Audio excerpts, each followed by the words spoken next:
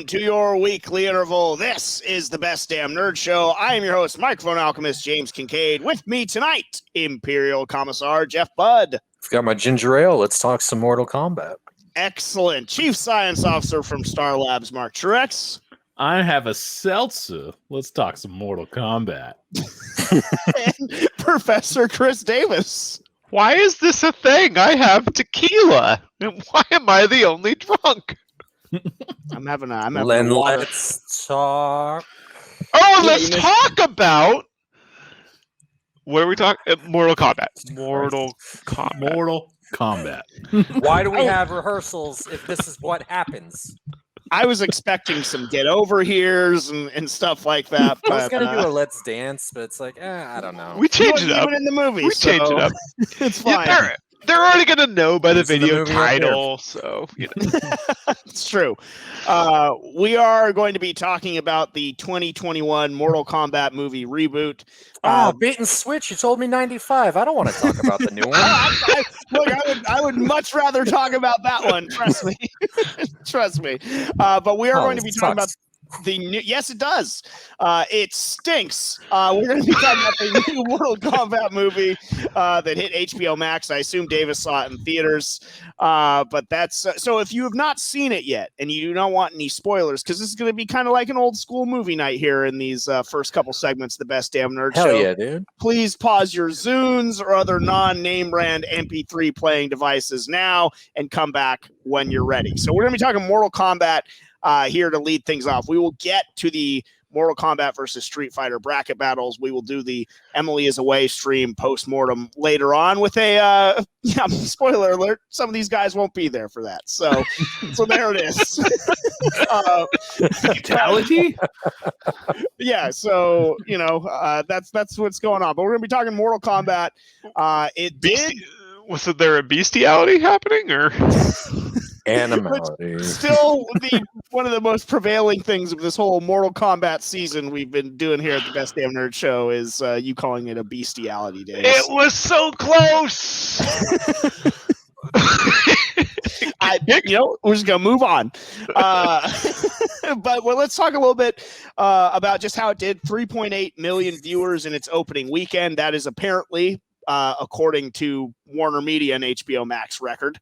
I have no real way of verifying that they're telling the truth about that, but because it beat the record supposedly of Godzilla versus King Kong.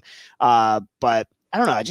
Which beat the record of Justice League, I'm assuming? Like, is that what's happening? Just every movie they release is doing better and better? I actually feel like they slided Zack Snyder's Justice League and said that Wonder Woman 84 did a better number, but I think there was some sort of cooking the books going on there. Yeah, well, I mean, look, they leaked the movie with Tom and Jerry for like a good 2 hours before they took it down. Anyway, we're gonna talk Mortal Kombat. That was a good movie. Tom and Jerry? Tom and Jerry was good. Where was that movie? Totally talk Tom and Jerry. Yeah. Dude, there's lots of fighting. Let me tell you. That was the CGI. Hey, that new Carrie's in that Tom and Jerry movie, isn't it? New Carrie. All right, the cast of Mortal Kombat 2021. Louis Tan playing Cole Young. Jessica McNamee as Sonya Blade. Josh Lawson as Kano. Todd Brooks as Jax. Luddy Lin as Liu Kang. Chin Han as Shang Tsung. He is a squealer. Joe Taslim as Sub-Zero, and then our guy from Last Samurai, Hiroyuki Sanada as Scorpion. And it goes on. He was very mean to Tom Cruise. I didn't like him. I liked him. He comes around. Spoiler alert to Last Samurai. He comes around in the end. He comes around. They're buddies. Sanada, the only real actor of the bunch. You would not be wrong. Max Huang as Kung Lao. I thought the Sub-Zero guy was good. He was fun. He's more like stuntman too, but and I got to shout out one other one, Nathan Jones, former pro wrestler Nathan Jones as Needless Reiko. So there's that for you. But before we dive into the details and everything like that, overall thoughts on the new Mortal Kombat. And Marco, we'll start with you. I mean, The action was great. The acting was completely horrendous. It detracted from the cool fatalities, like all movie. Kano was great. But we'll get there. But, Just man, overall like, thought on the movie. It felt like a joke. Okay. It felt like a kid's movie with heavy amounts of gore and cursing. I feel that's the direction we're going in, though. Yeah, it definitely Jeff, felt like a child's movie. What was your overall take on it? Well, James, it wasn't good. This is not a good movie. I really did enjoy you texting me while you were watching it. I must say. Yeah, it was a rough view. And I took a page out of Mark Truex's book. I actually watched it multiple viewings, like one part here and then another part after a break. It's weird. I feel like how true to the story the 95 Mortal Kombat was almost reflects how movies are made now, thinking of like the MCU and everything. That's like, better with the source material. And this strikes me as such a 90s movie as far as throwing in random characters, putting whatever spin they want on it, shoehorning in a brand new character that the studio wants and making him the focal point of the entire movie. Like, I mean, it's not good. I mean, there are parts of it I liked, and we'll get into that, but overall, I'm just more disappointed than anything because it's like, come on, this was a great opportunity, and they had the means to do a good Mortal Kombat. That is a great point that I want to circle back to in terms of the addition of Cole Young. That's a very 90s move as opposed to a move that you should be doing in this day and age. Davis, what was your overall thoughts on Mortal Kombat before we dive in? It was interesting to me because the marketing was actually pretty good. And I thought it was very good. And we were all pumped for it, but I think we were all in the right mindset too, where we weren't expecting the world. This is a Mortal Kombat movie. Your expectations are a little down because you're not expecting the most. Like, there is a good amount of lore here, but when it comes down to it, this is a smaller studio. We could tell that from the beginning. We know what type of actors are in this, and yet it's still failed to deliver a little bit. Not a little bit. A lot of it. I will say I enjoyed it. I'll get as much as I will into it later, but I enjoyed some parts. But I mean, for the most part, it lacked. Unfortunately, it was, and I see where they're going in the possibility of this movie realm, but it wasn't a good send-off, kickoff to what could come. Hopefully a send-off. I don't even think they realize where they're going with this movie realm, though, and universe, or however many movies they were planning on doing with this, because the story, it's a bit convoluted, which is weird because it's actually an incredibly simple story. So it's like, I don't understand how you screw it up so much. And then anybody who's saying that they did things to try to make it easier for like a brand new fan, it's like, then why even bring up the fucking tournament? If we're not, this is all a prequel to the original tournament, not to mention all the key characters that are just dead now. So none of them participate in Tournament 1, Tournament 2, the invasion, any of the other shit that happens after that. It's like, what are we doing here? Yeah, I was going to try and lead off with the pros, but you know what? You said it. The number one thing that I had on the con side was all caps, no tournament. Like, that's the simplest part about a Mortal Kombat 1 movie is you just do the tournament. That's all you have to do. It's the simplest thing. You just make the quest with superpowers. Or any other Van Damme movie. It's a very simple concept. It's easy to understand. That's, you're into the audience. You have to do this whole, like, why bring it up? Why have the text setup of the tournament? And then you talk about it multiple times and you don't even do the dang tournament in the movie. It was completely pointless. Like, just such a miss the mark on the most fundamental level for a Mortal Kombat 1 movie. You just got to do the tournament. That's it. And then Cole Young even says at a certain part in the movie, it's like, man, we got to get these guys away from each other and just fight them one-on-one. And it's like, yeah, if only there was a way for all of the characters to be matched up one-on-one against each other. But is that a way to have a tournament without having a tournament? Because I feel like that's what they were trying to do. That's what they said. We'll give them a tournament.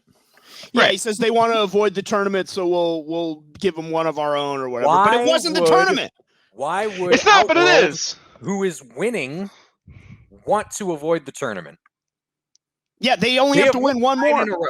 Yeah. Because they're bad guys and they like to cheat. Well, and because they shoehorned in this stupid prophecy thing about Scorpion's bloodline, which honestly, Cole As Young Scorpion ruins. fans say how stupid that is. Yeah, it is. It Good.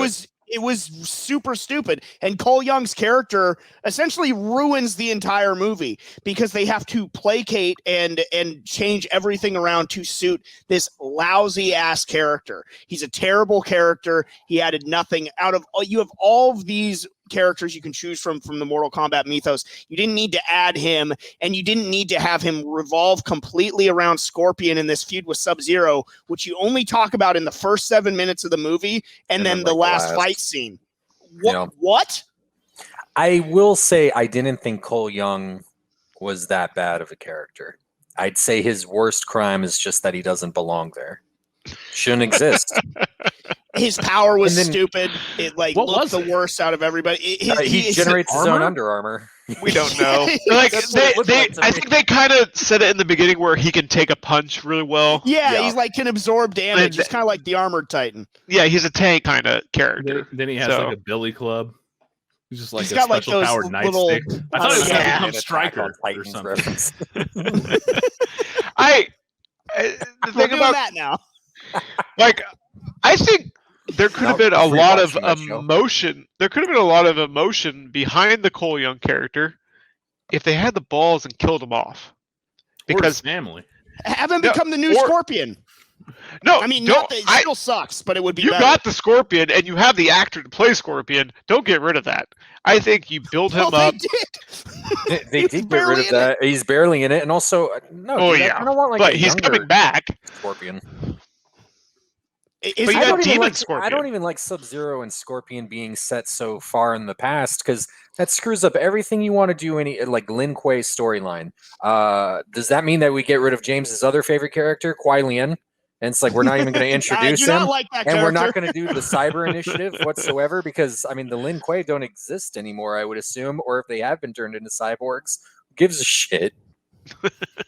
I thought they were going to completely go a little nuts No with smoke? with the Sub-Zero too, because when Scorpion scars Sub-Zero's face in the opening, I was like, okay, are we amalgamizing them now completely? What are we doing here? But I'm glad Very that they, 90s move of them. it would have been yes, absolutely a common theme. Now, that the opening scene, which Davis and I we talked about, was great. But our worst fears were realized. It's a great opening that just falls right off of a cliff. Yeah, I was listening to last week's episode. Davis broke it down so well and made so many great predictions because I listened to the episode after I had watched the movie, and it's just like, man, everything Davis said is exactly how Mortal Kombat unraveled. Which we kind of unraveled in that episode was like I think some of that had already been said, which I was not aware of, that he would actually be a descendant of Scorpion. But I just thought that was like definitely where they were going. But that whole prophecy stuff. Oh my god, how stupid! Like, why are you doing Prophecy this? in the first place is stupid. Yeah, why? Like, why? you don't need to have a prophecy. Also, this Yeah, you takes have away the from Liu tournament. Kang. Yes, 100%. We're gonna get there, but Mark. Also, you, if there's a prophecy, there's no tension. It's like, well, they're gonna win because Yeah, there's the prophecy. It's like, and they he's haven't been still able alive. they weren't able to thwart the prophecy, so it's gonna come true, right? Isn't that what prophecies do? Mark, I heard you scoff when I mentioned Sonya Blade. What did you think of this take on Mark's Sonya? sexist, hates women. Look at his voting Yeah, record. I love It all Sonya comes Blade. back around. I think she was probably the worst part of the movie, though. Her acting was so over the top, Awful. terrible that it completely detracted from the entire movie. Every scene that she was in, I thought she was actually a decent Sonya Blade. terrible. I thought she was She awful never deserved to get that tattoo. when Or she. birthmark, I completely whatever. agree, and I did love how they were all shitting on her over it too. Can it be a birthmark? Look, you if don't she got wasn't one. born with it. Yeah, get the fuck out of here. No, she Yeah, she Kung was Lao not allowing her to train. That was like the whole scene where, which you would think is a scene that I would like, but to Mark's point, she's such a horrible actress. The fact that she's just this like conspiracy kook, taking Cole Young through like the lore of this Mortal Kombat movie, trailer. just so piss poorly delivered, and it's just she was awful. You're Not- gonna not pay a him fan $2 of million? this. Look when at you where try to I squeeze live. a narrative like that, it's just a bad idea. I hate the tell and don't show type thing. Yeah. That's my problem with the Castlevania series on Netflix. There's too many times Spoiler. where it's just characters speaking to each other, and it's like, it's a cartoon. Just draw it out, please, and let me see it. But it's like, yeah, they can't do like flashbacks of like other Mortal Kombat tournaments. They can't show anything in Outworld. I mean, fuck, dude. Like, can That you say whole- after seeing this movie that you have any sort of feeling as far as who Shang Tsung is, what he wants to do? He was horrendous and was speaking into like a broken microphone the entire time with that awful echo effect. I'm What not even about- sure what Raiden does in this movie. Dude, I'll tell you what he does. It makes me miss Christopher Lambert like nobody's business. Yeah. He had no screen presence whatsoever. And there was a part where he shuts things down by going enough. All I could think of is when Christopher Lambert delivered that line and how much better that was. Yep. Ah. Dude. What do And you like I think? said, give me a James Remar even at this point. I want a different Raiden. James Remar any day, anytime. Friend of the BDNS. I was just watching Sex and the City while he was in it. What He's a do you reoccurring think character, very popular. of Sonya Blade, Davis? She was lackluster. Like, give me 95 Sonya Blade. Like, that is. No, she's sitting on that tennis money. I don't give it. I don't care. Like, give me. She was the great Sonya Blade, and this one just. I agree with Mark. She fell flat a lot of the times, and just poorly delivered lines. She wasn't intimidating to me. Her fight scenes were good. I'll give her that. She was had very good choreography. And that was where she shined. And Jeff, finally, you. What did you think about Sonya? I'm going to go through the characters. The I major honestly ones here. didn't think that she was that bad. I thought looks-wise, she looked like the character to me. They even did, I thought, pretty decently with the costume. When we're going to talk about like power effects, I thought they recreated that pretty well as far as her projectile attack. I'm glad she got her Arcana like that, though. I mean. I'm not sure where because she found we barely it, but had she any had time it. left in the movie, so Yeah, it's like yeah, some of us are just going to be a quick study. She's going to put a hole in someone. Incredibly rushed. And then, I mean, yeah, as far as her being like a bad actress or anything goes, it's like, I don't know. Like, I mean, there's certain things I can let slide, and I don't think you need to be that great of an actor to make that role work. That's true. You don't. That's how bad it was. Here we I are. don't know. It was like community theater. I mean, and she's following a couple of great actresses as Sonya Blade, because I'm also not going to shit on Anders' wife. All of you guys, she was a fine Sonya Blade. I would have preferred Ronda Rousey. All right, let's get dude, to. you're an idiot. No, Ronda Rousey's the worst. Well, I have to prefer throw away Becky my Lynch. hot rod shirt. I didn't buy this for you. All right, Josh Lawson as Kano. I have a little plus sign next to his name because he was one of the things I actually did enjoy about this movie, and he too had a tough act to follow from the original Mortal Kombat movie. Did he top that? No. Was he still very enjoyable? Absolutely. I liked Kano in this iteration of Mortal Kombat. I very much so thought he was one of the few positives. Marco, do you agree? Dude, no skin off my sack. I thought he was great. He was the best character in the entire movie. He made it. If it wasn't for him at least breaking up all the other badness, I would have said this was like a total washout. Well, what did you like about him specifically, Mark? Just the way he actually delivered his lines with like emotion and just the cut Like of an his actor. jib. Yeah, like an actor. He acts. He really tried. I liked how they actually did his power with shooting the laser. Yeah, I thought it looked good, even if he didn't have cyborg face. I thought it worked. I thought it worked. And, I thought you were gonna say I liked him ripping the heart out. yeah, even though reptiles stunk. Kano wins. Yeah, for sure. Jeff, what'd you think of Kano? I thought the actor did a good job. I thought it was good that they're carrying on the tradition of that's just sort of what Kano is like. I mean, his presentation, his portrayal, he's standing on the shoulders of giants. You know, it's like there was already this amazing presentation. Congratulations, new Mortal Kombat movie. You did just as well as the 1995 Mortal Kombat movie did. I don't like the power presentation just because it's not even so much about Kano or anything like that. It's just the way they've explained it in this film that you get your little brand and then you have to align your chakras in some way and then you get some sort of hidden ability. He earned his power after a hissy fit fight at the dinner table over egg rolls. You know, over was it egg rolls or spring rolls or something? Pass me an egg roll. Yeah, the entire thing was stupid. And I mean, I liked how they did the eye, I thought, in the original because it looked very much like it does in the video game. And the laser shooting out of it, I don't even think that's so much a fight ability. I think that's really more just like a fatality. So I don't even mind if that doesn't get included. It was cool that they did it since they didn't do it in the last one, but not this way, not with that explanation. I'd rather have some sort of cybernetic enhancement which caused that. Davis, what say you about Kano? Yeah, if there's any way that they could have involved the cyborgs in this movie and somehow connected his eye into that and enhanced his powers maybe through their arcana, then I would have liked that more. I still didn't mind it though, but the actor himself was great. Like I actually liked this version more than 95. I think this is best Kano. Wow. This was definitely one of the highlights of the movie. The character was great. I just love getting his leg swept. Yes, multiple times. We've all. I'll tell you, like, is that not a reenactment of actual fights in the game? I mean, that is like, holy shit, this has happened to me. I've seen actually some people complaining. He won't get me again. I've seen people complaining about the training scene, and it's like that's one of the scenes I actually appreciated for the leg sweeping itself. I thought that I was like, dude, I like that.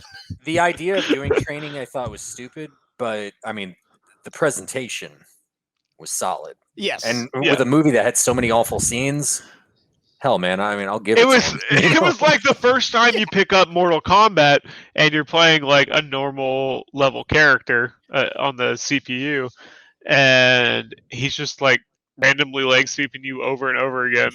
And you're like, wait, he can't possibly do this again. Oh, he's going to do it again. I loved the jump and then just jumping right back into it. Otherwise, mistimed it, Kano. It was great. That was so good on the nostalgia side. There were so many moments like that in this movie where they did hit on a lot of things. That's what bums me out about it, because it's like you guys were there, man. Like you could have been. You had the formula, you had the raw materials. You just had to. Jeff, you made a face and a reaction when Davis said that he thinks this is the best Kano. Your retort, sir. They completely changed the character in the video game to reflect who the actor was in the 1995 film. That man is Kano, and it bums me out because Davis is the Kano of the BDNS. And for him to award the crown to this new Kano, who, don't get me wrong, this guy did nothing wrong. He did everything right. But it's an imitation. It's just him representing what that guy already did. He laid down the groundwork. I'm a little on recency bias right now because we're doing a 95 movie night. We're doing a watch along. There's no other way. 95 Kano was great, and I honestly I probably like that story more. Subterranean. Is that like underground? Than this story between him and Sonya. Like I do like the background between him and Sonya Blade in the original more so than this one. And it's such minimal storytelling, and it tells you everything. And I just feel like they really set the. I feel like what Kano was like working against in this film, everyone else that he was sharing the screen with, just made him shine that much brighter, though. I will give you a that. Diamond in the rough. Yeah, the diamond in the litter box for sure. No doubt about it. But I want to talk about another diamond in there. And Mark, I thought of you because he's your favorite character, Kung Lao, in this movie. Yeah. I thought was Kung or Kung Lao, whatever. He was one of the standout parts of the movie, and certainly how his powers looked, how they did his hat. I think the best fatality of the movie goes to Kung Lao. Flawless victory, dude. Yeah, and you know what? It makes sense that he said it because she didn't get a single move off on him. So I understand it. I love that fatality. I like Kung Lao in terms of being the best of a bad bunch. He certainly is up there. Marco, what'd you think your favorite characters turn on big screen? I thought he did relatively well. The acting wasn't great, but he didn't have much else going on. The fact that they introduced him with Liu Kang, I thought he far outshined Liu Kang, which that's a problem. I think that was by design. I would agree. Yeah, especially since he's the only hero that really bit it in this movie. Yeah. So his sacrifice was that much greater, which, I mean, the soul suck death was pretty cool. But yeah, I do feel like Liu Kang should be bigger than Kung Lao. And so if we are going to get a sequel or a trilogy, what's going on, maybe we'll get more of that. But overall, hat was sick. The hat was sick. I have a problem with how Liu Kang was presented in this movie, but Kung Lao, like in a vacuum, looked cool. The hat scene, gentlemen. The hat scene. Damn it. Every time. Jeff, what'd you think of Kung Lao? Presentation, look, all of it was just dynamite. He was one of my favorites in this, and one of like the first standouts, because even though I liked Kano, I don't really like Kano as a character. So if Kano's the best one in the movie, that doesn't really do anything for me. But I like Kung Lao, and all of that I thought was really good. How he even like the arrogance and everything, and when he mentioned that he was a descendant of the great Kung Lao, and they don't even go into it, you don't even have to, and I thought that was really cool. Oh yeah, and they even showed the teleportation and his use of it with the hat. I was like, wow, that's excellent. I was really pleased with that. And then as far as like by design, him outshining Liu Kang, you see it with Liu Kang looking down after Kung Lao says that he's the descendant of the great Kung Lao, because they both are, because they're cousins. And it's like you can see that Kung Lao is sort of the favored one, and obviously he's more of the showboater, and maybe he even developed his abilities before Liu. We don't know exactly how it was in this movie mythos. I think this Liu Kang is one that we would see develop as the films go on. A prediction I have for the later films, especially if they do throw in like Shinnok, or maybe they'll just have Shao Kahn do all of it. I think they're going to bring back characters as revenants from the Netherrealm, and so Liu Kang and Kung Lao would have to face off against each other.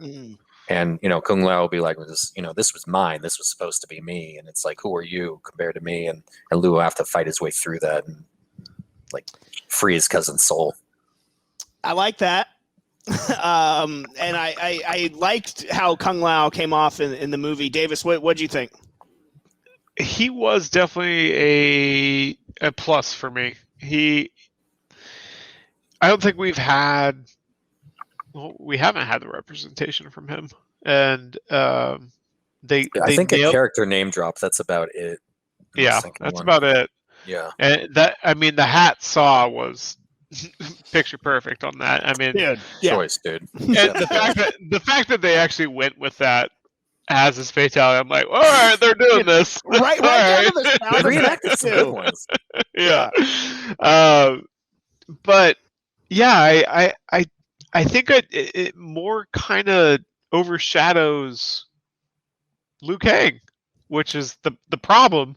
And I know we're going to get to him in a moment here, but I think that's the problem of his character.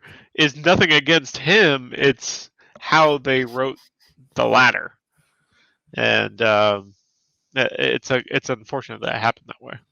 Last note about Kung Lao before we move on is I've been thinking about it.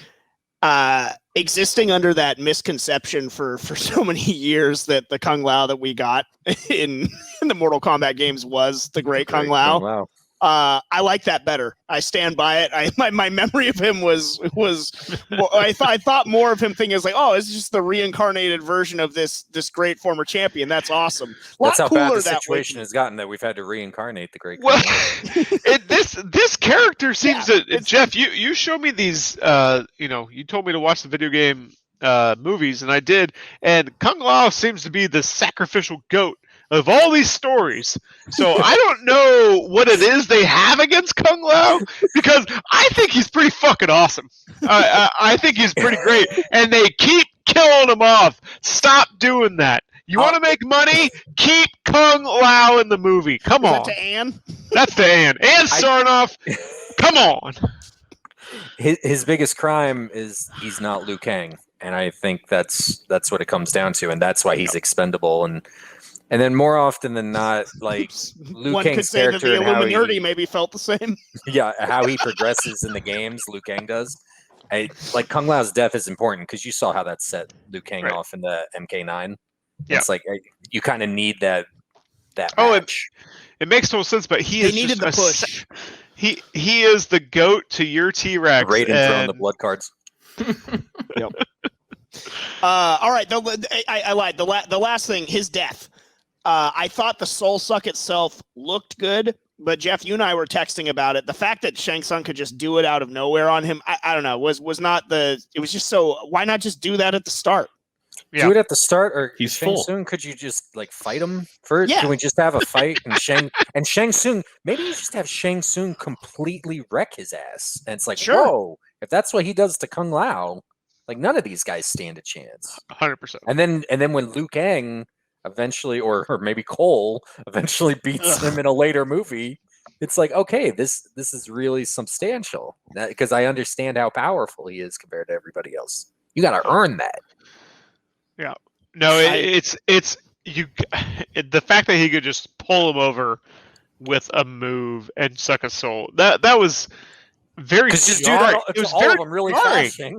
Yeah, it's like he just freaking wreck shot flawless fatality on this girl, and he just pulled him out of thin air and sucked his soul. It's like, come on, just make him weak or something so he can. I thought he should have been getting like distracted or beat down, or like he was holding them all off by himself, the noble sacrifice move, and then he gets the soul suck kind of deal. You know, like put over Kung a little bit there before we just got to see him do the coolest fatality in the movie. All right, we're going to take a break. On the other side, we're going to be talking more Mortal Kombat, the pros, the cons, the future of Mortal Kombat on the Best Damn Nerd Show. Welcome back to the Best Damn Nerd Show. James Kincaid, Jeff Budd, Mark Truex, Chris Davis talking Mortal Kombat. We're kind of going down, the list of the characters and what we thought about how they came off on screen. And we talked a little bit about Liu Kang when we were discussing Kung Lao. Kung Lao, one of the standout points. Liu Kang was a big time miss for me in this movie. I did not like how meek he came off. I was not a fan of how he looked, his presentation, how he just carried himself. I hated it. It was a big time miss, and I think made worse also by this Cole Young character that we're just propping up as like the bee's knees. I'm like, we got Liu Kang right here. What did you guys think about Liu Kang? Jeff, we'll start with you. I think meek is a good way to describe him. I don't want to write him off completely because I do feel that the character has a lot of potential, and I like the actor just fine.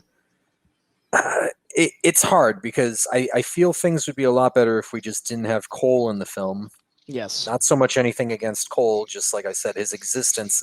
It's like this black hole of plot, has to go to him, and it takes stuff away from other characters. Like everything had to go to him in this. I mean, yeah, he's the one who gets over on like all the big bads, and it's like, that could have been Liu Kang. I mean, that's a whole nother. Yeah, but meek. So, I mean, you have a little bit of hope that maybe in the sequels he could grow into the hero that we know and love. Yeah, I don't dislike it so much because I'm thinking, I was like, if I'm gonna be such a Mortal Kombat purist, then I could even bitch about the '95 movie because that Liu Kang you have becoming a non-believer and trying to shirk away his responsibilities and what it is that he's supposed to do. And it's like, well, that's not Liu Kang from the video games. Liu Kang from the video games is very much a true believer, follower of Raiden, understands his destiny, respects the memory of the great Kung Lao, and understands that, hopefully, potentially, he could be just as great. He ends up being better. Or fighting alongside him in the subsequent sequels, which is what I believed. So, I mean, is this like just a different take on it? Or are we just getting Liu Kang earlier in the timeline than we're normally introduced to him? I think that's sort of okay. And they did an animality in this film, which I thought looked really cool. So, I mean, I'll give them credit for that. I thought it was so funny, Davis, because in the host Discord, you even described it as a fatality. And I was like, I would have given him half credit if he said bestiality. But saying that that's a Liu Kang fatality, no, my friend, that's an overarching. But no, Liu Kang he was so weak. Just like coat him in weak sauce, like he is the bottle, and not who I want as my Liu Kang. Like combine this Liu Kang like with his lore, his stance on everything with movie 95 body presence Liu Kang, and you got a great Liu Kang. Dude, that guy's gonna win your tournament right there. That guy's marrying Katana. He's taking over the Nether Realm. Give me the element that brings life, because I am dying of thirst when I see that Liu Kang. Good Lord. Oh my God. And let me tell you, like, Mark, what do you guys say? Jump in, Mark.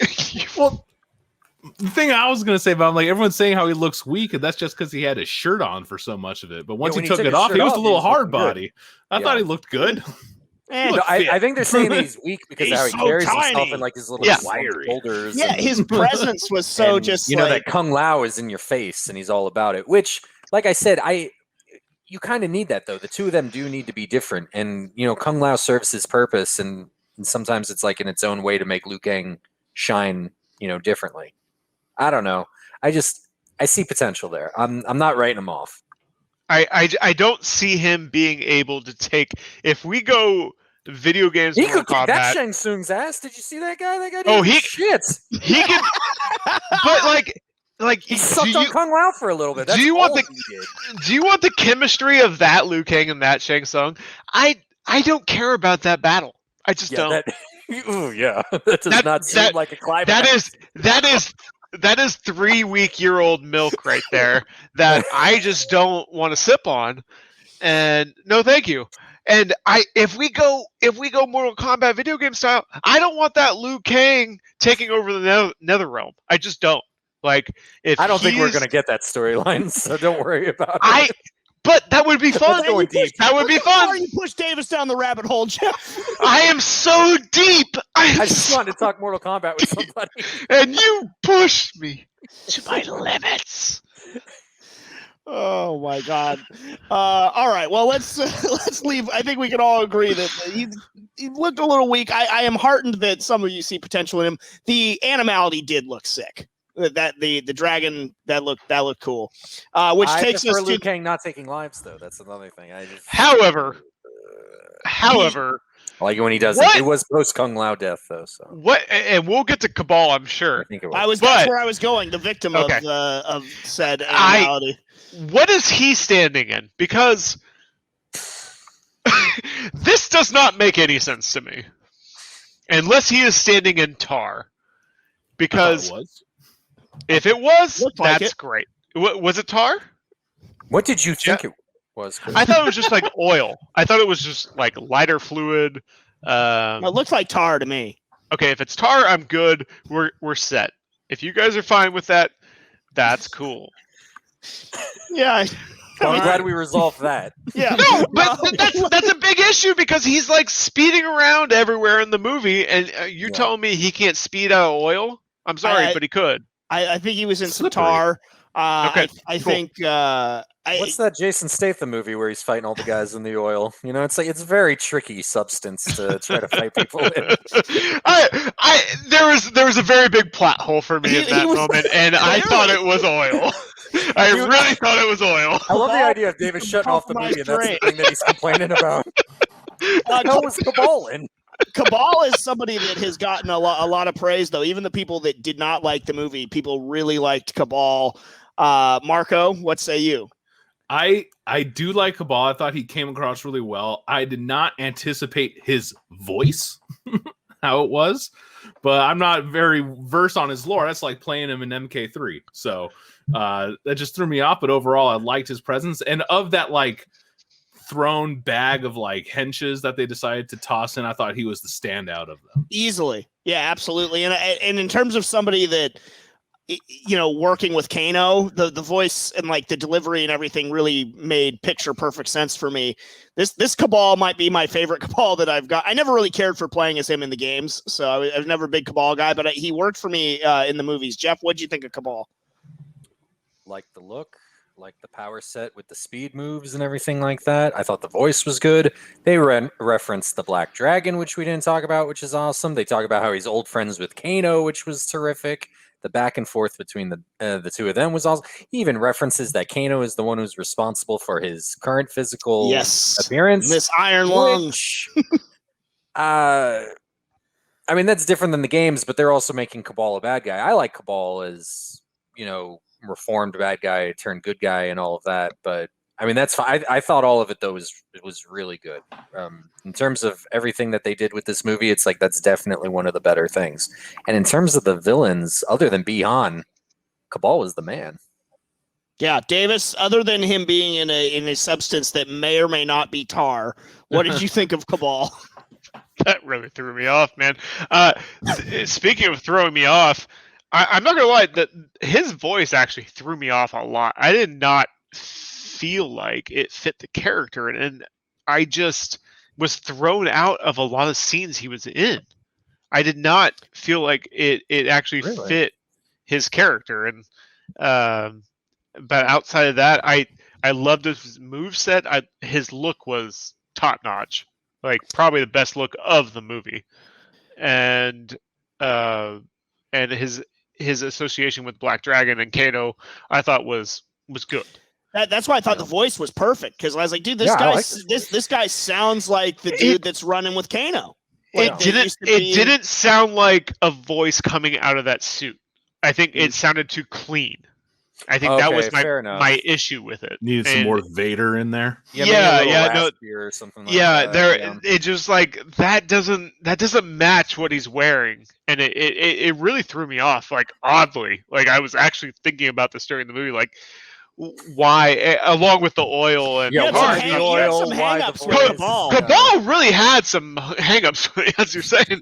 I don't know why, because I wanted to like him so much because he looked so good, and I think I kind of resonated on his character a little bit because I wanted him to be the standout because they had the moveset, they had the look, and so okay, let's match that up, and I don't feel like they did. What did we think about old Bi-Han Sub-Zero, Jeff? It's one of the best parts of the movie, I thought. I thought he was terrific. He was basically the big bad since Shang Tsung sucked so much. I do think that they did my boy Bi-Han dirty a little bit, though, as far as he's just like, what, a complete traitor to the Earth realm? He's just like totally evil and has been evil this whole time. It's like Bi-Han... For centuries, apparently. Bi-Han was like a cold assassin, a cold killer, but I mean, he wasn't evil. Not at first, anyway. I always think of Bi-Han, especially with Raiden's interactions with him in the Mortal Kombat, was it the Legend of Sub-Zero video game, where, you know, he's somebody who has great potential to be not only a representative of Earthrealm, but perhaps like, you know, one of its greatest champions. And he kind of just shirks away from all that. It's like, no, that's not really what I'm involved with, because he defeated Fujin, he defeated Quan Chi, defeated Shinnok. He did all of this before the first tournament. And I mean, he killed Scorpion. You know, It's like, and then like he just kind of squanders it all. I like Bi-Han and I like Rain in the Mortal Kombat mythos for sort of the same reason. Both of them are really highly powered, but their weaknesses are more their personalities and everything. And what is Bi-Han now? Well, he's just sort of, you know, this minion to a minion. You know, he's Quan Chi's assistant. And it's like, you know, look how the mighty have fallen. And I think that's an interesting character arc. And I like that story. And I'm always hoping for I don't know, maybe like a redemption thing or something with his brother, or he just completely embraces his evil, something like that. But yeah, it was a cool presentation. The powers looked good. I would have liked his fight with Scorpion at the end to maybe just be a fight with Scorpion, as opposed to let's throw in Mortal Kombat Man. Did you guys forget that Cole was the star of the film? Well, not for we're long. about to remind you again. Yeah, here no, he is. Scorpion can't beat Sub-Zero, not without Cole. I completely agreed with that. Like, it seems so out of place that we finally are getting this clash again with Sub-Zero and Scorpion, and Cole Young has to Cole it up in it just to finish him off. It was so just out of place, completely and utterly. And you said something else too about how they made Sub-Zero's the main villain of this movie. Yeah, and I don't really care for that. To be honest with you, that's why you put him in the hero bracket. To kill Shang Tsung, he is there as a hired assassin. Yes, that is why the Lin Kuei got a hit contract out on Shang Tsung. They send their best assassin, the original older brother Sub-Zero, to go deal with it. That's how Scorpion gets brought into the tournament to basically, neutralize that threat, and then he kills Sub-Zero. Yeah, I just. It didn't sit right with me, and that was one of the things I wanted to make sure that we hit on, that Sub-Zero was the main villain of this movie. Weirdly, the Sub-Zero Scorpion feud was supposed to be sort of the main centerpiece of the movie, but again, we just do it at the beginning and then don't really, you have a couple peppered references to it, and then you do it at the end. It just was very, very, very odd to me, when that could have been a very cool sort of B plot to the tournament that you had going on, but it being that was your climax, was yes, you beat Sub-Zero and like you've avenged your bloodline. Like that's what you got. I don't know. And I'm a Scorpion fan and a Sub-Zero fan. I thought the powers looked cool. I thought they both looked good. I do agree with Tim from the Discord. I wish they had leaned more into the ninja aspect as opposed to the samurai, in particular with Scorpion. Same thing. But you know what we mean. I know what you mean. But it was weird to me that Sub-Zero is like the main bad of this movie. It just that fell kind of flat to me, even though his powers look great. In particular, when he fought with Jax, I liked all of that. But we saw all of that in the trailers. Mark, what'd you think of Subs? I thought his power set in this came off beautifully. I really liked how when he would start icing over, his skin would be like cracking and bleeding as well. Mm-hmm. I thought that was really nice detail added in with that. Just everything he did, from like freezing the blood and tossing it around, was super sick. Gotta say though, once he became Sub-Zero, he kind of looked like what is it, Super Shredder from TMNT 2. Kevin Nash is cool. He is cool. Little bulky samurai Big Daddy armor cool. there. I'm wondering about the timeline again, though, too, because like, how is he still just? We really didn't get any explanation. I thought Shang Tsung's sorcerer powers just keeps him alive. Okay, yeah. all right. That's where I got it. Also, but like he just decided that's that how his Aaron name, Black is old. His name. He just decided at this point in the movie that his name's Sub-Zero. When Shang Tsung was like, "Be on," he's like, "No, I'm doing a Sub-Zero thing now. That's my name." So, like, just now. I just don't. We know you're Sub-Zero. I see what Jeff is saying from the timeline standpoint, because this is. It's a pretty big move to just start Sub-Zero off as bad. That is actually pretty big when you're starting a potential, what they're saying, a 5-movie series. And that's what they're saying. News to me. Because that's the other thing. Sub-Zero did not kill Scorpion's family in the story, everybody. He killed Scorpion because they were both rivals on a mission. But yeah, Quan Chi killed the family and then told Scorpion that it was Sub-Zero. I can't wait for that series on HBO Max. Quan Chi's hijinks, man. It's gonna be better than Loki. Dude, if they get the guy from the Sub-Zero video game just creeping around. The Quan Chi series will kill the Loki series, man. It'll be so much better. The mischief that Quan Chi could get into in a series would be tremendous. They took out Loki and just substituted in Quan Chi, did the exact same show. It would work just as well. It would. It's the same character. I never thought about that before. It would Loki's work. just a handsome Quan Chi.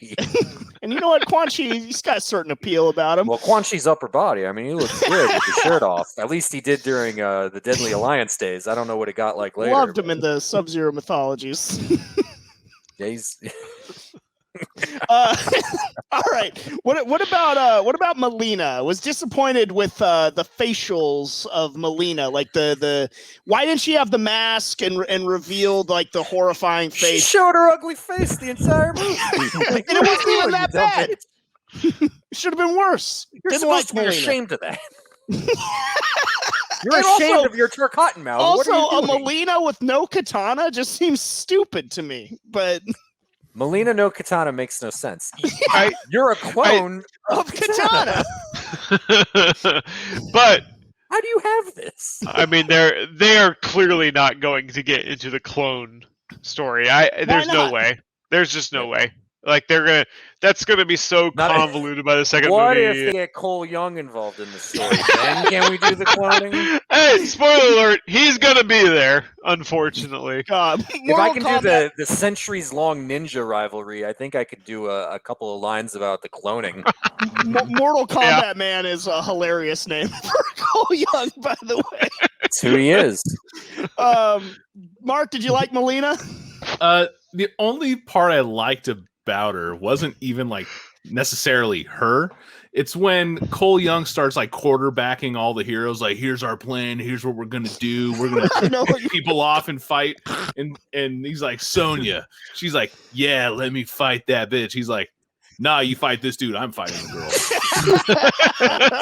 For sure.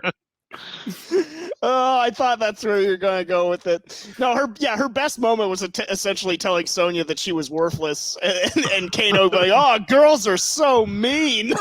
That was pretty funny.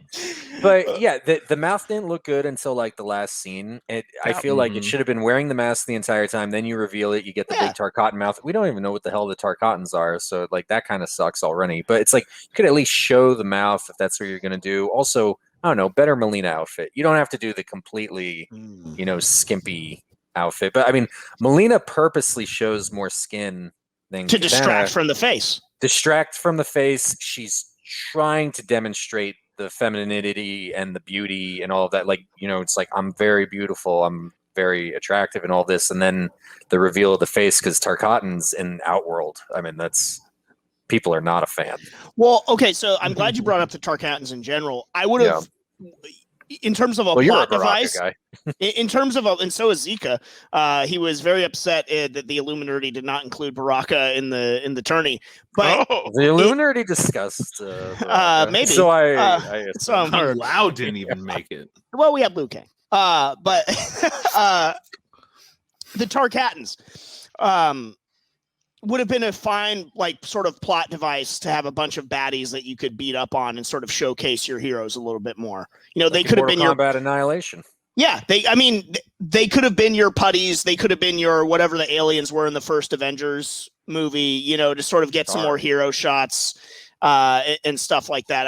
I feel, especially if we're not doing the tournament and you're doing this like invasion Shang Tsung, why don't we have them? Then yes, send your extermination squads like an MK3, and I think that is mostly Tarkatans led by the Minotaur race. I can't think of the name. But they already mentioned the armies coming in the next movie. At What the did you end of bring? Shang Tsung. What armies? Where are your armies? Why do you No need to armies. bring the- It's like, wait, you brought 4 guys this time. The 4 guys that's didn't what work. that's what and I'm so now I you saying. think bring the armies?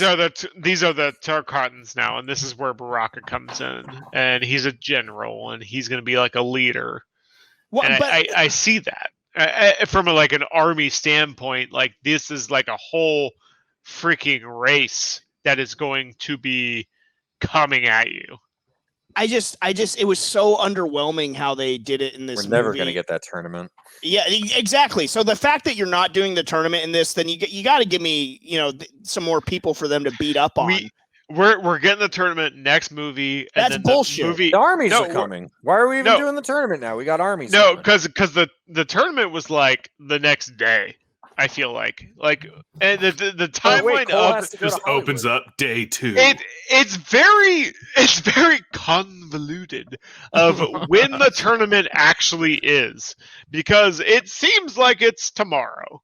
And okay, great. But we still need Johnny Cage because he's still coming.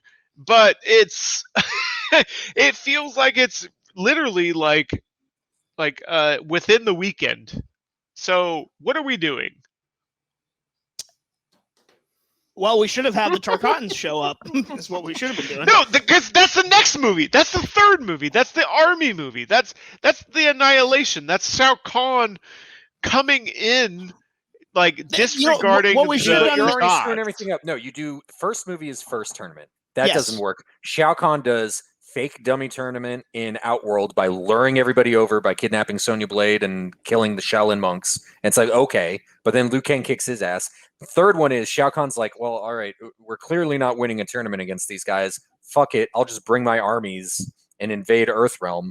And then that's when the Elder Gods get upset because they're going, Shao Kahn, you're breaking the rules, and you're not allowed to do that, Shao Kahn. And then Liu Kang kicks his ass again. And then there you go, happy trilogy. And then if you want to go off of that, especially with a fourth or a fifth movie, for whatever reason, you got Shinnok and Quan Chi waiting in the wings to take advantage of the situation. We already know Quan Chi's getting that spinoff. Because you even do it like MK9 where you could have Quan Chi just there, you know, and then it turns out he doesn't actually work for Shao Kahn. He works for Shinnok.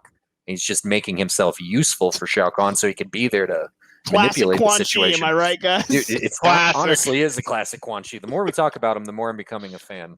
I gotta watch I the fourth Snake I videos love to this man. hate I on him love again. this man. Dude, Quan Chi is the hero of 2021 so far to me. That's so the hero that we need. absolutely. How about wasting Goro in this movie? What a just piss Cole poor. wasted him, man. That was crap. Like, I hated what they did with Goro in this movie. Oh, I'm sorry. You don't like that they made Mortal Kombat Man destroy Goro for no reason whatsoever? That's that's just patent strange. pending on Mortal Kombat Man. You have to pay him royalties I'm for using building. Trademark. Yeah, It's- Yeah, $5 to you, Jeff. You're welcome. Here you go. Yeah, no, that was so freaking It was stupid. so bad. But it does make a little bit of sense. A little bit. So A little defending bit. They- champion will not be participating in the In the tournament. Can we first all just talk tournament. about that? He will not be No, participating. but. All right, but, Davis. I need you Okay. to take the tequila down a So- notch here. But we You know, have in the Mortal story Kombat canon, Man. Liu Kang defeated Goro. Can't have that. No, it must be Cole Young, we- this needless character. He His the like crap. he's the prophecy. So who are you going to send after the prophecy? Prince Goro. Right. So Or it does make which a is little Sub-Zero bit of because sense. that's what. Send him And then both. they just It does. no, You're going to send your strongest after the prophecy. I'm sorry. Are you going to send Melina? No. Are you going to send Reiko? Who is that? I don't know. Nathan Jones. I Yeah. will say this: you do realize in the story that at one point Goro swears fealty to Melina. Melina rules Outworld. Goro is just like a lesser royal. You're not wrong. In the Like, moment, Melina's not just some schlub, you know. who She are is you very going powerful. to send? In this movie. Like, you're going to send your Melina sends her strongest. legion, so you guys better watch yourselves. You're going to send your strongest combatant against the prophecy, and that makes sense. The location sucks. The fight scene sucks. It's regardless. I get stinks. why. It stinks. It It stinks. Marco, what'd you think of Goro? I wanted to see more of him, and he should have killed Cole's family. There should have been more sacrifices. The only one good person death was Kung Lao. There's not nearly enough sacrifice for how many bad guys we lost, especially Goro. He has that many hands, and he couldn't kill a single thing.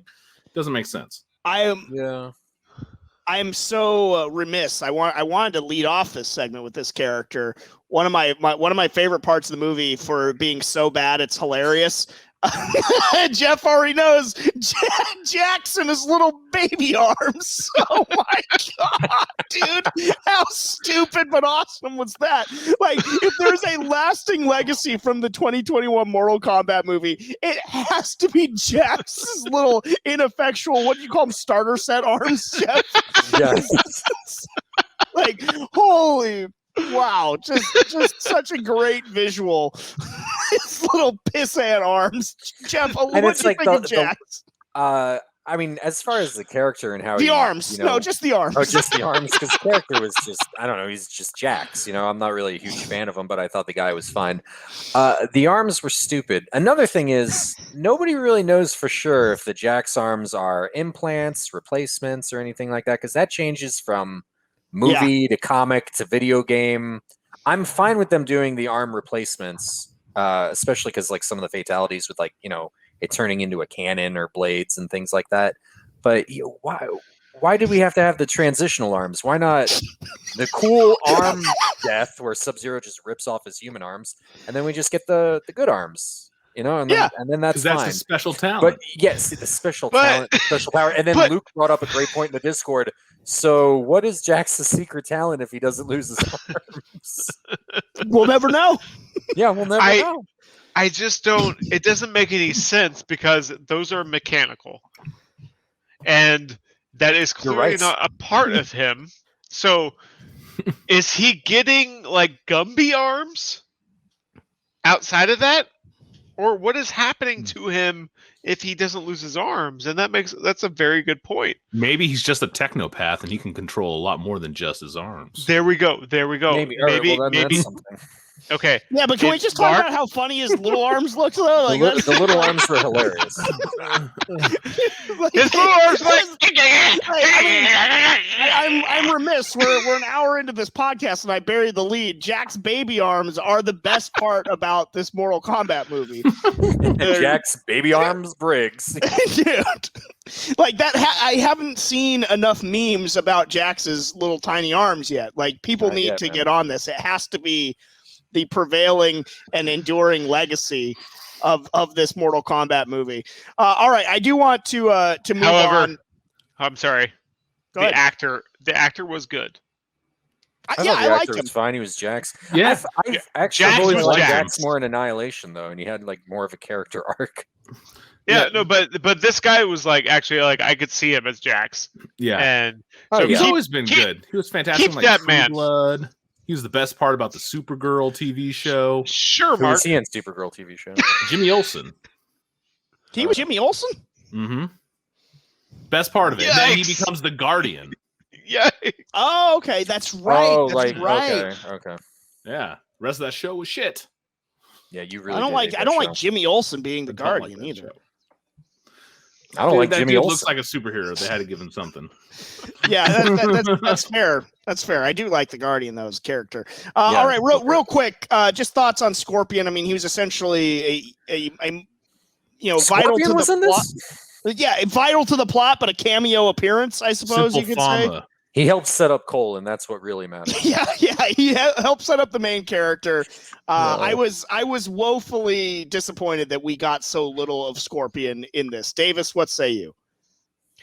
Yeah, no, I needed more Scorpion. That is, well, not is, it is factually the best actor in this movie.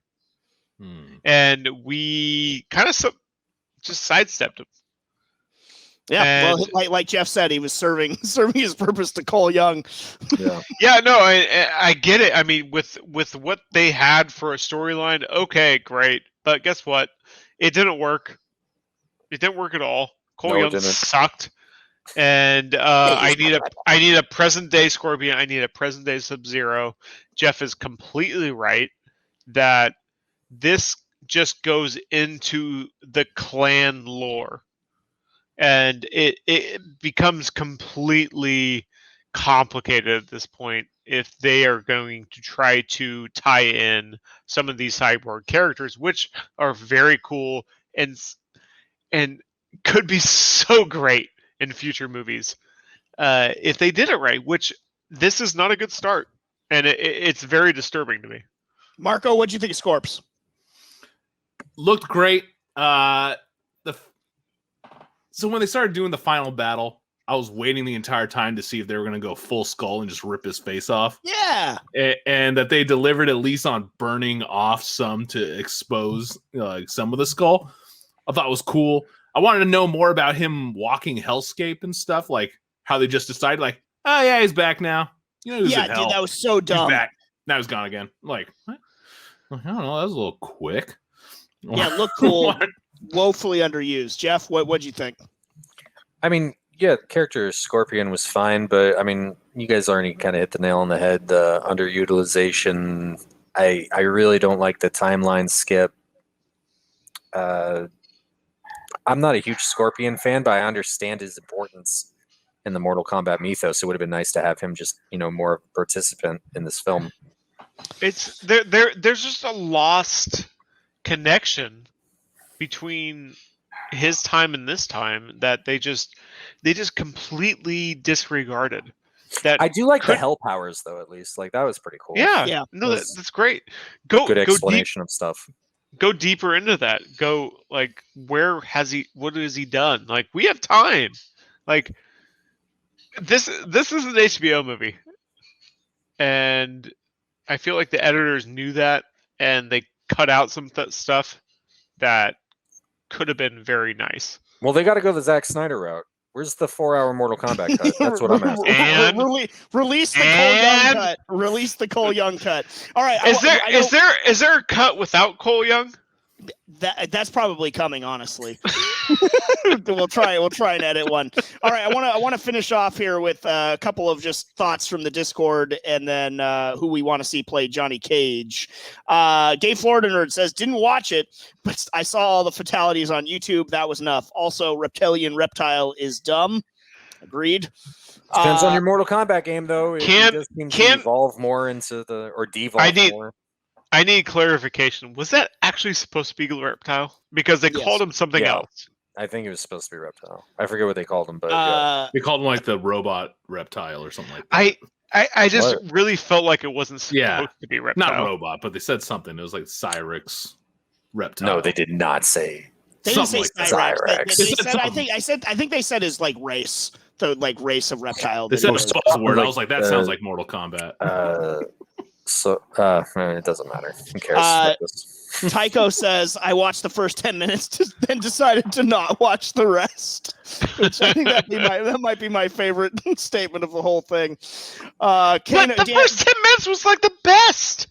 Yeah, he got out while it was good. Dan K 1984 says Kano was done right, but the sheer number of big name bodies that hit the floor could make sequels an issue. Yeah. Mary Dan says my favorite part was Scorpion's sharp cheekbones. Agreed.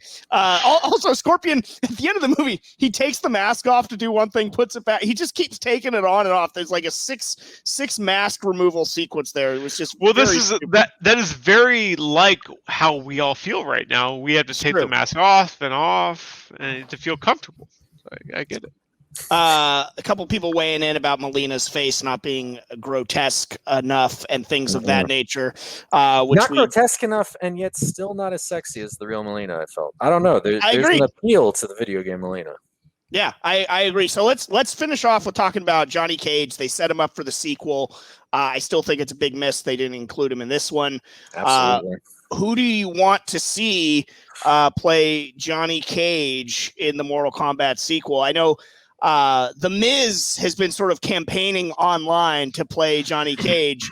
And while I think The Miz would be up to the task, I actually think his current WWE tag team partner, John Morrison, would be a better Johnny Cage than The Miz. I would love to see Johnny Gimmick name be Johnny Cage in the next Mortal Kombat movie. Jeff, what say you?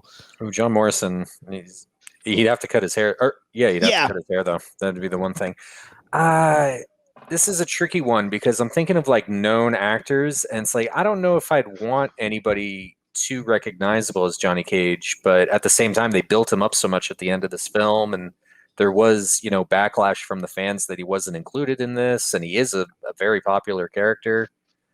I mean, get me somebody who's like a young Lyndon Ashby again. I thought he was terrific.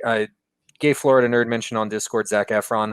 I was thinking earlier in the day, it's like, Zac Efron actually could probably do it. He's got the look and, the physique for it and everything. And height doesn't really matter when you're filming movies anyway. Yeah.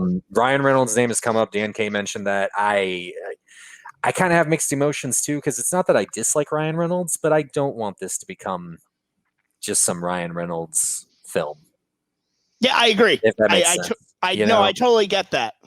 And Casper Van Dien, as much as I love him, I think he's too old for the part now, unless they were doing more of a Mortal Kombat 10, Mortal Kombat 11 thing where you have the older Johnny Cage, and then you could even throw in Cassie Cage, but you can't really have the older Johnny Cage with what they're doing with everything else. And yeah, so I don't know. We need a Johnny in his prime. I guess I don't really have a clear favorite, but I don't know. It'll just be nice to see him. I am excited to see him if they do make a sequel. Yeah, Marco, what about you? So I did love Casper Van Dien, and a guy who reminds me of a young Casper Van Dien. I love him as an actor, and he could be pretty silly and also knows how to throw a punch. Chris Carmack. He was in the OC, and he's on Grey's Anatomy. Check him out. He was Luke on the OC. Welcome to OC, bitch. He would be fantastic as a Johnny Cage. I got one that I know Jeff is going to hate, but Mark might like. What about Stephen Amell? Stevie Amell's? He's in great shape. That's not bad. He's done the physical stuff in the pro wrestling. You know, he can do the salmon ladder. Terrible actor. Yeah, put Rocky Amell in there. Were you not satisfied with what he did with Casey Jones? You want him to shit on another character? I got two for you. Nice guy, terrible actor. A-lister that James is gonna hate. Miz. No, Chris Evans. I mean, I love Chris Evans. I don't want him to be Johnny Cage, but okay. And Jeff, this is for you. Yeah, Mary Dan will not be a fan of him as Scorpion. No. This is for Johnny Cage. No, we're take another shot of tequila, Davis. Jesus. What are we doing? Where are we at? You're giving us your second casting choice. Give us your second Johnny Cage casting choice. Yeah, James Marsden. That's He was good in Sonic. Oh yeah, I got a breath take from all of you. So fuck off. Well, I was thinking he's a little older, but at the same time, I don't know. He ages so well that it's like it probably would. But it's supposed to be an aging actor, and he has No, it is not supposed to be an aging actor in the first tournament. He's not in the first. Not in his prime in the first tournament. You are right. The whole reason Johnny Cage enters the tournament is to prove that he actually is a martial artist, because you have a bunch of people saying it's like, yeah, but you don't really do those stunts, or no, you're kind of like you're a big puss, is basically what they were always saying. James It's kind of all Marsden. the accusations that they used to make about Jean-Claude Van Damme. And it's like, yeah, but he's not really a tough guy. He did ballet or whatever when he was a kid. So that's why Johnny Cage enters the tournament and he's all full of himself. I'm looking at this Chris Carmack character, Mark, and he actually does look like a young Casper Van Dien. I'm telling you. You could be onto something there. I'm telling you, dude. He's great. He's fit, and he's probably right in their budget, dude. Give me Johnny Morrison though. I would love, because there's a lot of people in their budget. Here's the thing: the Miz has been publicly campaigning to be Johnny Cage. Ed Boon has acknowledged that the Miz could be a good fit for the role. What about Boone the Bounty Hunter? Is what you're trying to say? That's what I'm saying. And what if Miz's on-screen tag team partner swoops the role? Would be, I think, an even better Johnny Cage, and then it would lead to shenanigans and drama on WWE as well. So it's just be one hand washing the other there. So I think that's what I want to see happen. But I hope you have enjoyed this Mortal Kombat movie night. We're gonna leave our illustrious panel right here. On the other side, we will be talking about who is moving on in the next round of the Mortal Kombat versus Street Fighter bracket battle, and we'll do a little postmortem on my Emily is Away 3 live stream as well. On the other side, the Best Damn Nerd Show. I hope Cole Young wins the tournament. Welcome back to the Best Damn Nerd Show. James Kincaid now being joined by Hall of Fame cyber athlete Jonathan Craig. Our illustrious panel reviewing Mortal Kombat. Well, I gave them the rest of the night off. Full disclosure, through the magic of radio, this segment thank you. Yes, so that is the actual sound of the magic of radio. This segment of the podcast is being recorded at a different time. This is actually post the Emily is Away 3 stream part 1, which I didn't know was going to be part 1. More on that later. Yeah, we'll get into that. But you know, it suffice to say that many Mike's Hard Lemonades were imbibed, and Yes. you know, we thought that they were going to be imbibed for one reason. Turns out they were imbibed for another, but we'll get into that. We will. But first things first, keeping with the Mortal Kombat vibe, our Mortal Kombat versus Street Fighter bracket continued on. It was round 3, and these were the matchups. Liu Kang and Sub-Zero. Sub-Zero easily defeating Liu Kang, doubling him up actually. That's a tough battle. That's a tough battle. That's a battle between two loves of mine, but you know, I had to go with my boy Subby. Sub-Zero is moving on. The most fair and honest fighting game character kind of ever made. Super convoluted, but yeah, he's moving on for Mortal Kombat. On the Street Fighter side of the heroes, Ryu, the 1 seed, taking on the 3 seed, Chun-Li, for the Street Fighter heroes, and Chun-Li led the entire way, but in a surprising upset and come from I'm just kidding. Chun-Li won. As much I'm so disappointed in our Discord. I'm so disappointed in all of you. What the hell, dude? Ryu is fighting games. Like what? How could he not take this whole thing? He was my pick to win this whole damn tournament. I wanted him to be representing the heroes. He's the obvious choice. He's a better Liu Kang. You know, no disrespect to Liu, but Ryu's better, and they're, you know, it's just he's the better main hero. I can't believe he and Liu Kang were both eliminated in the same round. It's brutal. And then let me ask you this, Discord. You that's bestdamnnerdShow.com/Discord. You dirty Discord users. What's left of this bracket? What have you done? Have you no respect for bracket integrity? This like Chun-Li is gonna make it to a final round. Like, are you crazy? Listen, Chun-Li is a great character. She's fine. No, and from what I was told by the Illuminati, that she was very nearly the 2 seed over Ken Masters, and I think it's bearing that out. But man, for her to beat Ryu, I wasn't really surprised. I was just disappointed. I'm not upset. I'm just disappointed. You know, but look, I get it. Chun-Li has widespread appeal. Davis himself voted for Chun-Li, and I think in his words, for the great cosplays, which doesn't really make sense for a vote here, but it is what it is. And I did a little bit of, I didn't, you know, try and tailor the recruitment, but I was encouraging, you know, more people to vote. And every time I encouraged more people to vote, more people voted for Chun-Li. Yeah, it's like a 1 for you, 2 for me. 1 for you, 2 for me. So look, she won. Like she from the first day of this round to the last day, she was leading. Look, man, the Discord has spoken. The nerds have spoken. I don't like what they have to say, but I will accept it. Yeah, unfortunately, and this was a matchup because I really wanted Ryu to win the whole thing. I felt that old sort of familiar pole rigging feeling come welling up. But I've grown as a person, and I didn't do it. Are you admitting guilt? No, absolutely. The statute of limitations are off of that.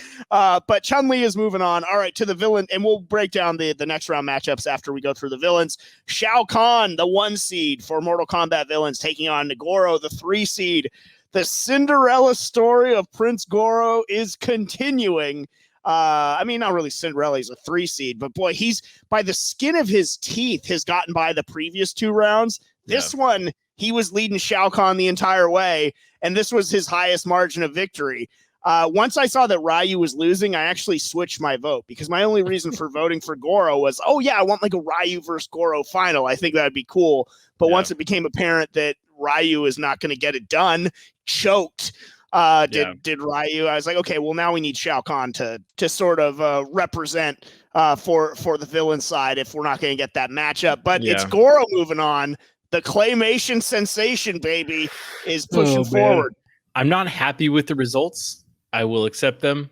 It feels a little bit like this bracket has gotten away from us a little bit, but you know, in the long term, I think we will regret the results. But you know, we're just gonna have to move on, see how it ends. All right, the closest battle and the what will now be the most controversial one is, look, I gave everyone a time that the polls closed, and as of poll closing time, Sagat, the 3 seed, taking on Vega by a single vote.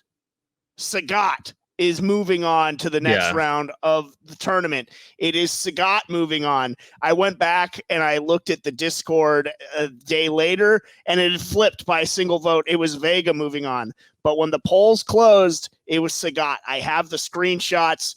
That's who the victor here is. So I know some people might cry foul play, but I'm looking at it. It was Sagat by 1 vote. It's, think of it this way. It's like when you'd play like your older brother at video games, and then you finally took a game off them, and then it was time to be done playing. Like that's essentially what's happening here. Okay, Sagat won exactly. Well, and now he's the champion. So now. It's going to be in the next round. So to represent the heroes, we have 2 heroes left. One from Mortal Kombat, 1 from Street Fighter. So it will be the 2 seed Sub-Zero from Street Fighter. Excuse me, from Mortal Kombat. And Chun-Li from Mortal Kombat. Chun-Li from Mortal Kombat. Yeah, I got all twisted up there. Chun-Li, the 3 seed from Street Fighter, versus Sub-Zero, the 2 seed from Mortal Kombat. That's on the hero side for the right to represent Earthrealm. Sub-Zero versus Chun-Li. That's a tough and on one. the villain side, we have the 3 seed from Mortal Kombat, Prince Goro, taking on who I think is now the Cinderella story of the tournament, 3 seed from the Street Fighter villains, Sagat. I'm pulling for Sagat now, I think, just to win the whole thing. I'm feeling kind of a babyface turn. I think it's very possible. It's very possible that we have an all Street Fighter grand final. It's possible. Look, I know Sub-Zero is a favorite in the Discord, but obviously so is Chun-Li. So that one's really hard to predict the outcome for. Goro, I think, is a massive troll. I legitimately think that's just a troll. That his whole run, and I think it's time to put that to bed. Do the right thing. Vote Sagat. Yeah, I'm punching my ticket supporting Sagat. I do think you're right, though. I think Chun-Li, I think, is coming out. I'm still undecided there on who I want to represent Earthrealm. But I mean, there's a lot on the line here. So that will be your next round matchup: Sub-Zero and Chun-Li, Goro and Sagat. We'll see how it shakes out. And I want to close out this episode talking about our YouTube live stream. Emily is Away 3. We did not finish the game, and by we, I mean me, but I did crack open some Mike's Hard Lemonade to get into character for the 2008-centric Facebook simulator. What did you think of the stream, John? It was fun. It was really, really fun. I very much enjoyed your gameplay, and you are the self-described best Emily is Away player in the world. And I gotta say, I've watched you play a lot of games, and I will admit you have an inordinate amount of skill in this kind of game, and it's a pleasure to watch you play it. You don't make all the decisions that I would make, but that's also what makes it fun. And I gotta say, like, my favorite part of watching you play was just all the people who stopped by to watch, and all the chatting that was happening on YouTube, and just how ridiculous like some of the scenarios that people were spinning of like some of the characters that were introduced. What's going to happen with Matt, what's going to happen with Jeff, what's going to happen with all these characters. Like the game is ridiculous, and I think it's worth you kind of like talking through the journey so far, because I think we should update people when you finish it. But it was just so fun, and like you were entertaining. The game is very interesting and entertaining, and the chat was hilarious. There was a point where I was eating a snack or something, and someone says something in chat, and I literally did a spit take, dude. I had to like clean up. I'm glad I was just sitting in the dark watching, but it's great. It's a great time, and I'm very much looking forward to part 2. Although I don't think that's going to end quite as fun. Well, okay, so I am the greatest Emily is Away player in the world. That is an undisputable fact. It's just the truth. I've trained my entire life to be the very best at this game. My whole existence is your whole life is led myself to this to be top tier God mode status at Emily is away, of course. But I had a blast with the live stream. I think my favorite part of the chat, which again it froze for me like right out of the gate, so I was kind of Major Tom to ground control for the first little bit of the stream. But once the chat updated and we got to some like the first scenario is you as the player character are choosing a party, and when you choose which party to go to, your friend Matt that you're talking to is like, oh, do you need a ride? We can come pick you up. And like there's options. It's like, sure, come pick me up. And everyone that knows me from back home in chat is like, yeah, James is definitely like a come pick me up guy. It's like, sorry I didn't have a car.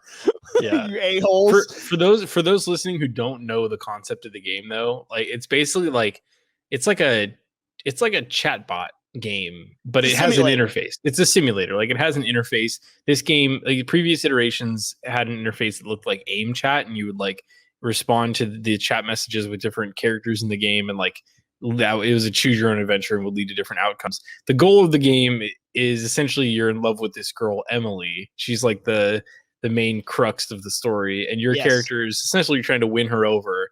And there's just nonstop obstacles and scenarios where you have to make really difficult decisions, and every decision you make ripples in time and affects what happens later. And this, I gotta say, like this third, this is the third game in the series, and this one all takes place on Facebook. And man, some of the decisions you were faced with are very hard. Dude, they throw a lot of curveballs at you. They really do.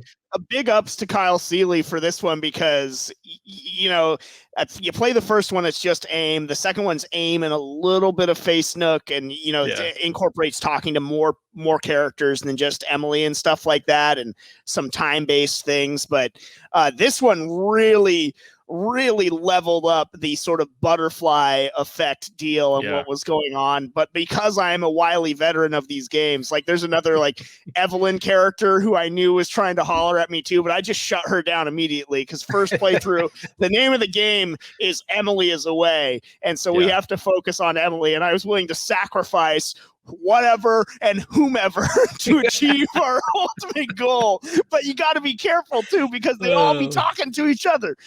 Well, what's crazy is like in the first two games, and this game is incredibly interesting already. Like having watched you play the others now, this game is really interesting because in the others, Emily is the one that you covet. She's the one you're going after.